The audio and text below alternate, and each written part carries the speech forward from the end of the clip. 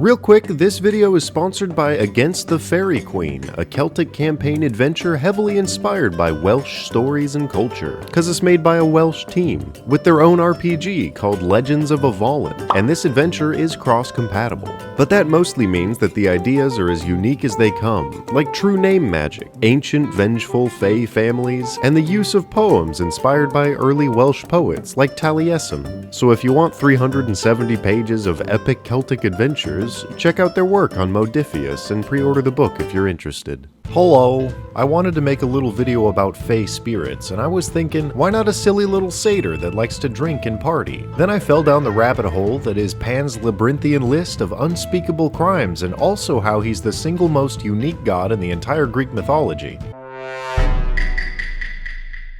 But we'll save him for a little later. Let's talk about how much fun it is to have a satyr around. Satyrs are like the super cool party friend that you have, who's only got two modes. The coolest guy you've ever met, has all the connections, flirts the best, can drink anyone under the table, and is down to commit any crime at the drop of a hat, whether or not someone asked him to. Zach, stop! You're gonna get in trouble. Zach! Or that annoying incel simp who cries at the bar because women and men are too hard to get these days. I wish I could do all the things I post on Reddit about. The kind of guy who only makes innuendos, regardless of the situation. Are you trying to make us laugh or something? And won't shut up about their body count unless they're too drunk to talk clearly. A satyr is the kind of creature whose bombastic air draws in crowds for a short while before people start to realize how toxic they really are. But now they're in your Facebook group chat and you can't fucking get rid of them. The best thing about them is that they're genuinely funny, for a time. Like Saturday Night Live or comedians who rely a little too much on fart jokes. Question. Did you ever have to fart? They'll point at your penis and they'll laugh. Hey, Doug. Hey, Doug. Hi, guys. Hey, pretty small penis there. And at first, it's really funny. Which is why they're absolutely perfect for a party plague in D&D campaigns and stories. Especially when the story ends in their tragically comedic death. You know the unicorns in regular show? I told you it was dude time. How the only way to get rid of them was by blowing them up in a car? That's the only way to get rid of unicorns.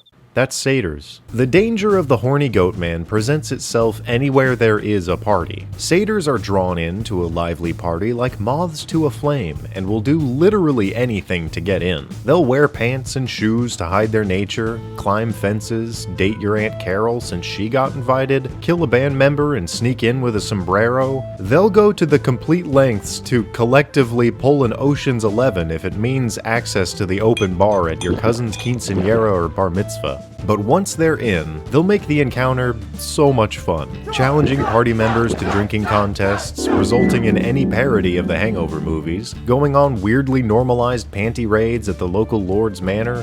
Panty raid? We're panty professionals! The what? Or bringing you to a second party in the Feywild you never would have heard of in your mortal lifetime. Like, look, there's the party god. The same goes for any chance to play hacky sack with a silky babe or bronzed masculine babe. Like, they'll do too much, it's actually kinda awful. And you can thank the Greeks for that. Here's where we approach my rabbit hole.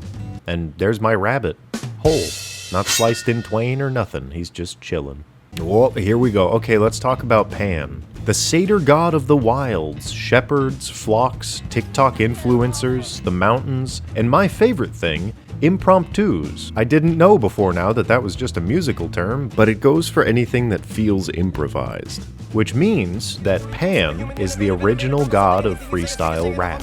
That is, before he handed his throne to Chip the Ripper. Interior crocodile alligator. I drive a Chevrolet movie theater. He's a gas station pill-gobbling corn horn dog who pestered fantastical women so much they'd rather stop existing than listening to his pandering. Let's start with the origin of the pan flute. Yep, it's not a washboard like I thought, it's his flute.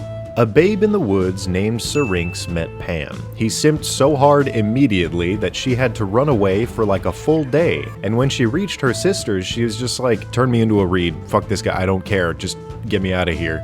So they did, and then Pan finally came, which he often does, plucked the reed and turned it into a flute, a segmented one. Get this, Syrinx, reed, syringe, etymology. He also wanted to roll in the oily flowers with another nymph, who turned into a pine tree to avoid him. Echo and Narcissus also have a terrible love triangle with Pan. It was a weird situation where Echo didn't want to fuck anybody, but Narcissus wanted to fuck himself so bad that she wanted to fuck him. And then Pan was like, me too? And she said no. So later, had her killed and turned her into the voice that now speaks at the back of caves. Hello? Hello, Echo, no Echo. Here's him learning to become pansexual thanks to hermaphroditus. And when he doesn't get that sweet nectar pot, he goes into a panic. It's true, he fought the Titans by throwing a hissy fit. He can also turn into a swarm of satyrs, a real pandemic. Okay, that's it. The thing that makes him unique in the end of his story is because he fucking died. He's a Greek god, and he's the only one who fucking died. Good riddance, Pan, leave our women and men alone.